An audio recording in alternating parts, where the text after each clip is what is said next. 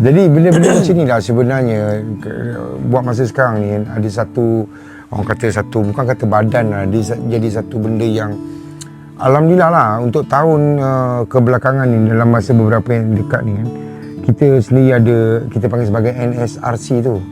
Kan NSRC tu apa? National Scammer Response. Kan, Response Center di mana Pusat Respon Anti Scammer. 997 di bawah KDN. Itu menteri dia siapa? KDN ni lah Saifuddin Nasution.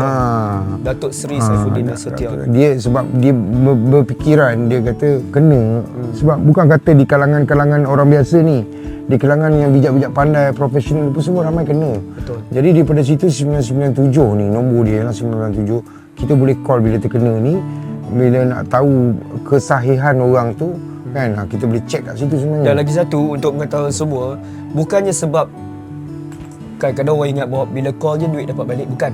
Sebenarnya pusat respon anti scammer ni adalah untuk dia stopkan payment ataupun dia stopkan account tu. Bila kita kena, contohlah kita kena kan, tiba-tiba macam kita tengok dalam akaun kita, siapa yang RM30 apa, aku tak tahu ni, siapa ni, terus call 997 bagi tahu detail everything, proof apa semua, dia orang akan stopkan akaun kita tu, freeze-kan lah, maksudnya freeze kan. Tapi dengan bank boleh kan? Dengan bank boleh, tapi bila dengan bank ni kadang-kadang orang ni dia tak tahu nak call siapa. Nombor bank kan banyak, 0328 kan, jadi 997 kan senang sebab dia orang pun memang direct dengan bank negara.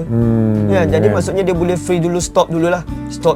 Macam contoh kita pakai kad lah, kalau kad kita hilang, kita call bank akan stop. Ataupun dalam apps kita sendiri pun dah ada orang panggil apa, macam auto boleh stop kan. Jadi benda-benda macam tu yang kita kena ambil tahu.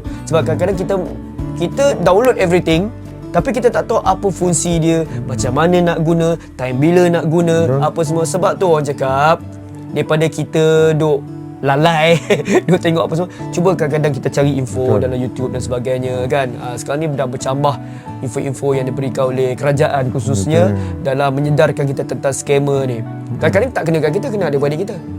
Kena kat jiran kita dan sebagainya. Alah, bukan kata tu nak pergi umrah pun nak pergi, kena tipu juga, Kena tipu. Aku pun pelik lah kan. Kadang-kadang orang ni jenis macam tambah-tambah macam pergi umrah ni semua, aku rasa dah berpuluh tahun dah benda ni tak kan. settle kan, sebab tempat suci. Kita pergi tempat Piramli dah cakap, aku tak akan, Mbak Labai nak menipu.